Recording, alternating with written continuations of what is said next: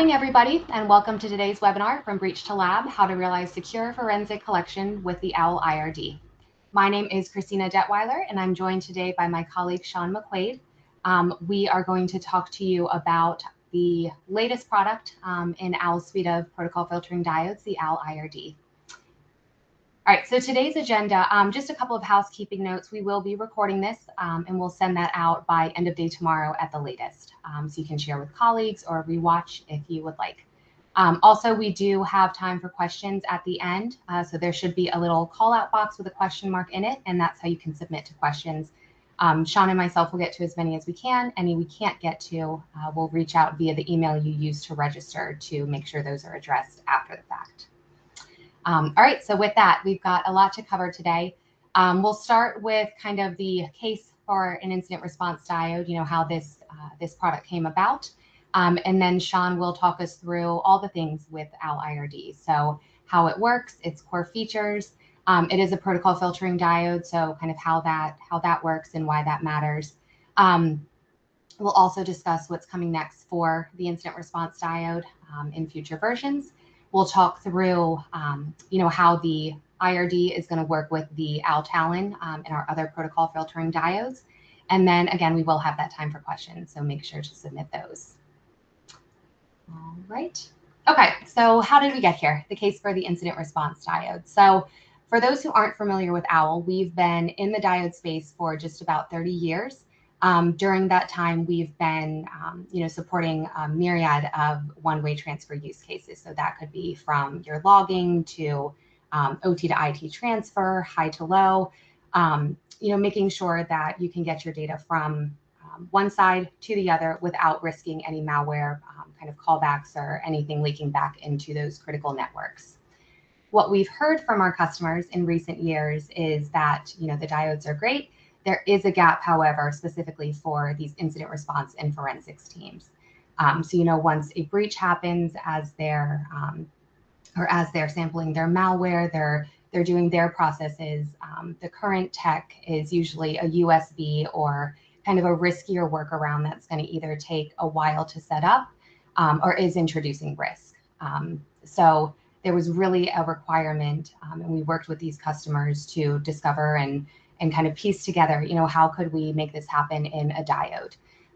During that process, a few things are very important. A, the USB kind of plug and play, drag and drop. That's a very simple user experience. So we didn't want to introduce anything that was, going to take a long time to set up or that wasn't portable and easy enough to be able to be used, picked up in seconds and help support their needs.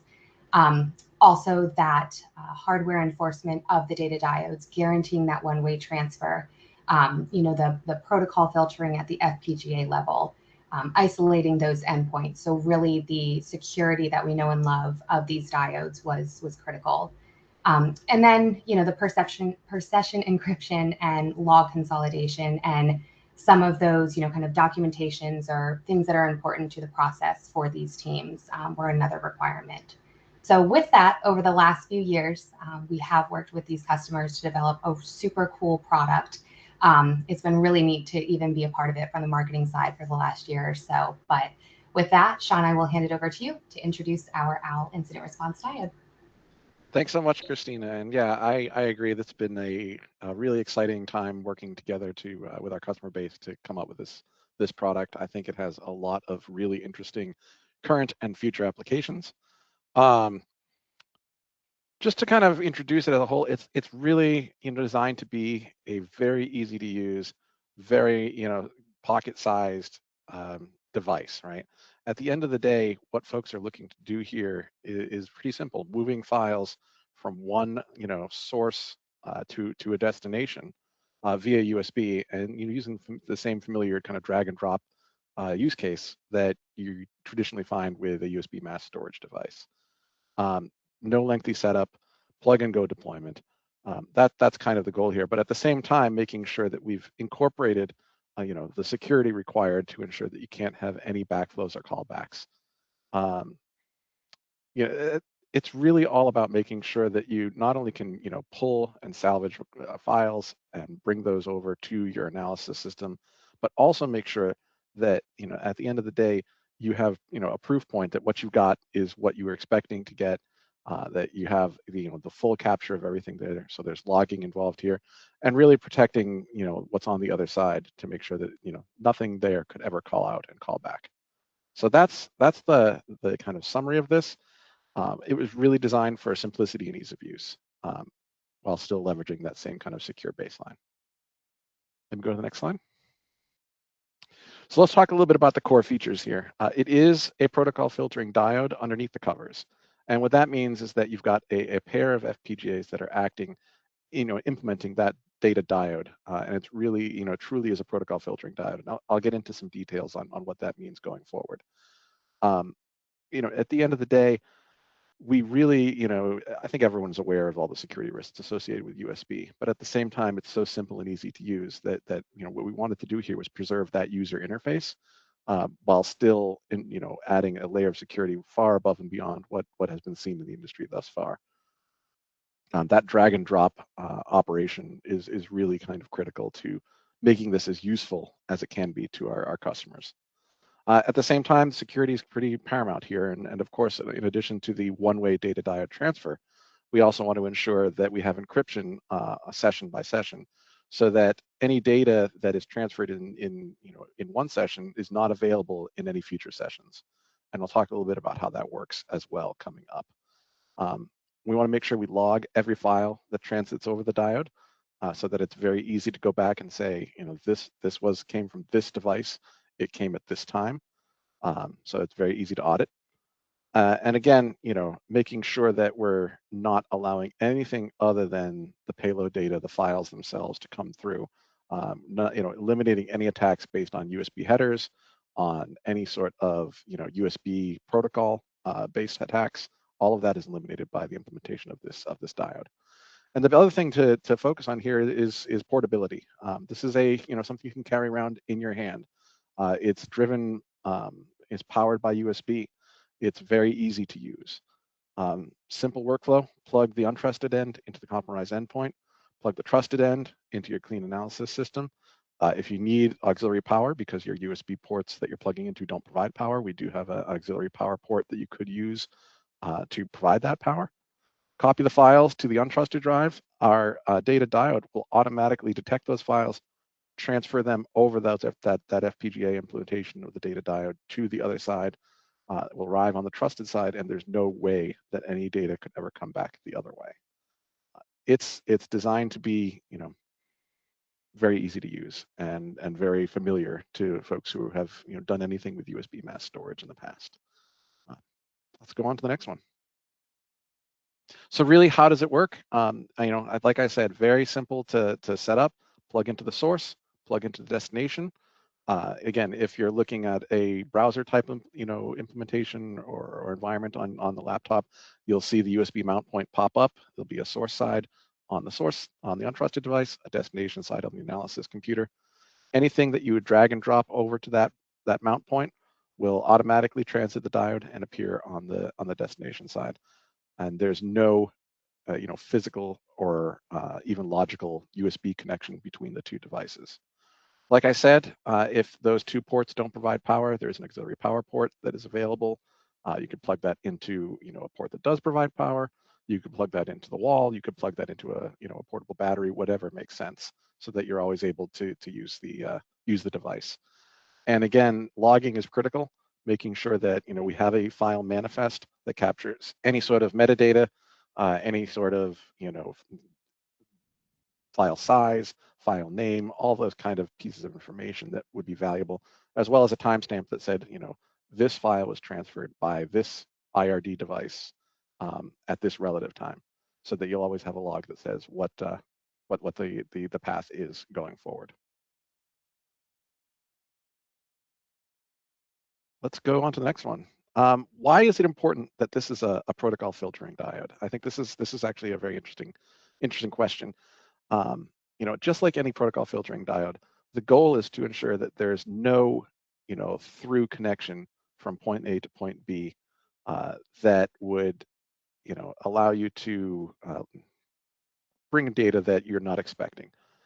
across there that's embedded in headers or anything of that nature. So if this was a network interface, then we'd be talking about how we strip out the Ethernet headers, the TCP headers, UDP headers, things like that. Since this is a USB-based interface, what we're talking about here is ensuring that there's no USB information, no USB headers, that the only thing that we're taking over from point A to point B is the file itself. And that's how that's kind of critical to, it eliminates entire attack surfaces that might be appropriate, or might be something that an attacker could leverage. Just to walk through what we're seeing on the screen, again, we are extracting the payload, in this case, the files, dumping all of the USB header information, sending just those files over the data diode. And again, it's implemented in our FPGA. So there is no software involved in that data diode transfer. And then reintegrating it on the other side onto the mass storage, and then sending it back over to your destination. The real trick of that is eliminating those USB header-based attacks and making sure that there's never a path that's open directly between the two machines. I think that's the gist of why this is valuable to us and why we implemented the IRD this way. Let's go forward. So what's next? I think, again, this is our first release of the IRD. We're very excited by the use cases, the performance that we've seen. What we want to move going forward is actually do full performance testing across all USB types, all file size combinations. Make sure that we understand exactly how this performs, how long it's going to take for files to go from point A to point B. We also want to scale up so that we can build these in high volume. Right now we are in the kind of low volume initial rate kind of phase. Moving forward, we want to be able to build these in bulk, going as we've seen a lot of opportunities come forward for folks who want to leverage this device in their environment. We're also adding increased security over the rest of this calendar year. We right now, again, like I mentioned, anything that transits the diode in an active session is encrypted at the file system level. What we're going to do is add disk level encryption as well as file system encryption, so that there'll be double encryption on all the content that goes between point A and point B. And then once that transit is concluded, the keys are thrown away so that it's session specific. And every time that you reconnect and set up a new session, it's an entirely new key. There's no way to extract that data. Adding a second layer of encryption is critical to making sure that level of security commensurate with what some of our government customers are expecting. Speaking of that, we're also going to take the IRD through the same level of evaluation as we have our other data diodes, so that it can be added to the NCDSMO approved diodes list, as well as other certifications that will be interesting to a variety of our customers.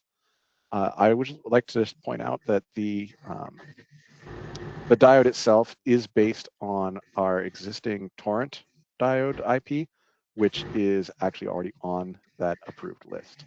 So it should be a relatively, a relatively short hop from where we are today to where we are tomorrow. But that's where we're aiming for over the next year. We also are going to spend time, I think, exploring other use cases with customers, seeing if there's enhancements that we need to make or that could make the operation of this device easier. And again, just learning as much as we can as we go forward. Awesome. Thank you, Sean. So we are almost actually through our content. We got through this nice and quickly. I did want to level set. So again, we do have those, for those who aren't familiar, we have our Owl Talon data diode platform. And just, as we grow our suite of data diodes, wanted to clarify kind of what's used for what and then how they work together. So as Sean mentioned, the IRD, it is that USB form factor. It's portable. It's, plug it in, we've got a breach, we've got to deal with this right now. The Owl Talon data diode, so that includes our Owl Talon 1, which realizes up to 1 gigabit per second. That's DIN rail and rack mounted form factors. And then our Owl Talon Torrents, which are the rack mounted form factors that can realize up to 10 or 100 gigabits per second. Those are going to be staying in your network, in the rack. Those are for your ongoing logging, your data and file transfer. We do have a configuration that enables kind of that dual path or round trip, and then also your telemetry. So when you're thinking of the Owl Talons, those are really what are going to stay in your network. Those, again, we've been kind of iterating on these. Those who are familiar with our OPDS suite, it's now the Talon. So again, all leveraging this nearly 30-year legacy of being involved in the diode space, all continuing to be hardened and offering that PFD offering, and then that multi-layer security.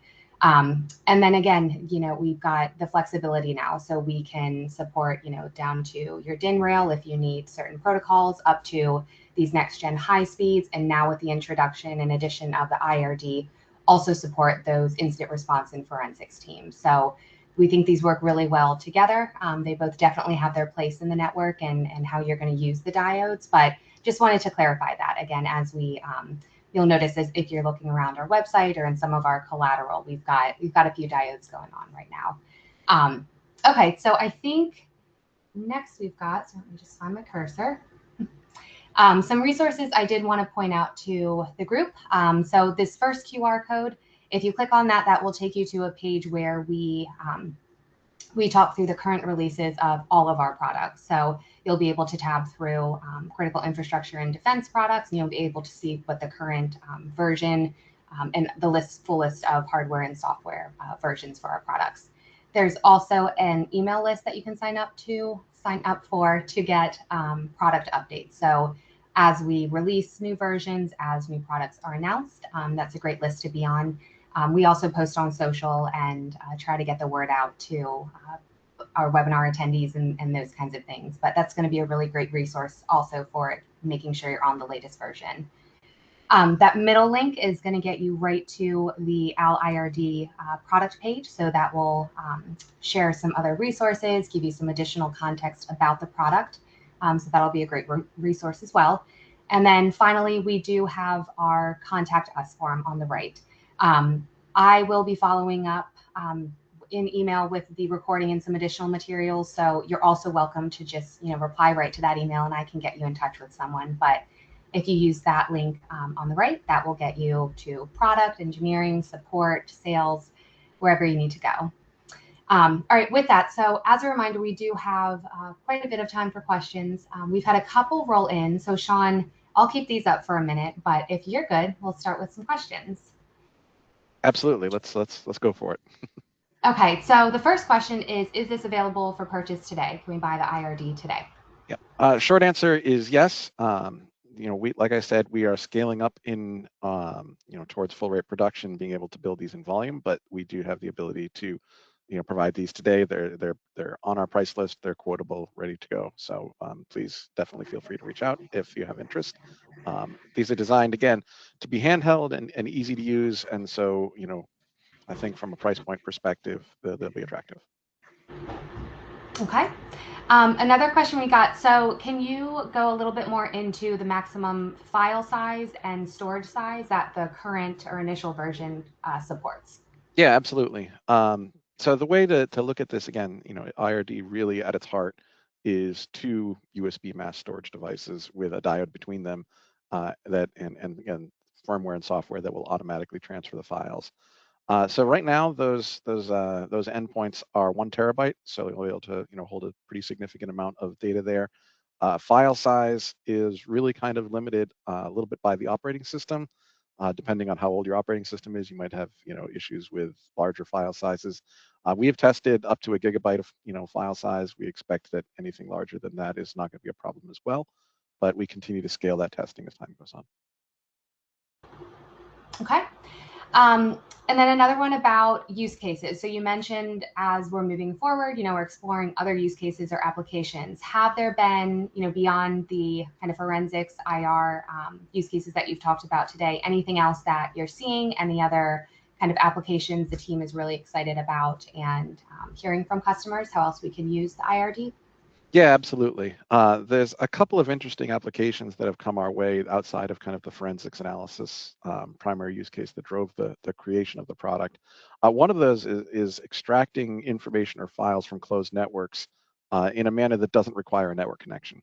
So there's a lot of applications or use cases that we've started to see where folks simply cannot tolerate a network connection from to bring files or information out of a closed network.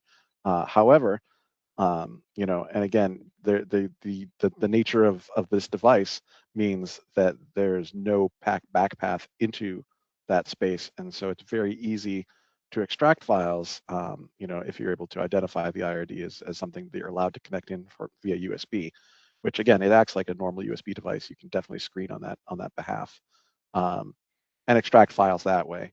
So that's been one use case that kind of popped up. Another one, again, might be the ability to move files in a secure manner using that double encryption future capability that I mentioned. Um, there might be opportunities at that point to use the IRD as a replacement for more legacy technologies like burning a DVD or burning a CD to extract files. There's a lot of places and environments where, despite the age of that technology and the difficulty of finding blank disks, that's the only way to get information out. And we are hoping that the IRD will offer an alternative to that could be accepted by the security community. So. Okay. We've got another one. Is this solution robust enough to handle transferring files over an extended time frame, for example, a week? So there's no reason why that shouldn't be the case. As long as you maintain the connections between the two, on the source and the destination side, we don't expect any issues with downtime or dropped connections or anything along those lines. Certainly, longevity testing, like you're describing, will be part of our production bring up and test for the next phase as we scale to larger volumes.